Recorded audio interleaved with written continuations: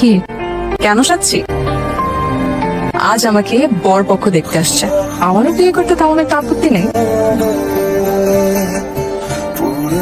ছেলে মেয়েরা একটু আলাদাভাবে কথা বলুক।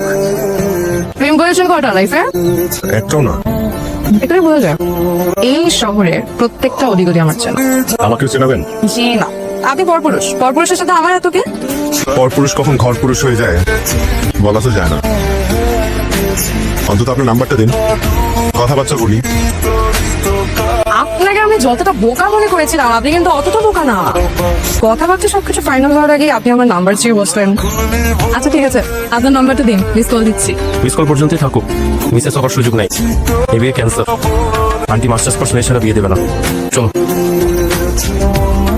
আপনি নিজেই তো মাস্টার্স পাস করেননি, অথচ ছেলের জন্য বউ খুঁজছেন মাস্টার্স পাস করে, সেটা একটু কেমন হয়ে গেল না? বিষয়টা একদমই নর্মাল। এত কিছু তোমাকে কৈফিয়ত দিতে হবে কেন? বেয়াদব মেয়ে, যাও ঘরে যাও। দাঁড়িয়ে আছিস কেন? গাড়িতে ওঠ।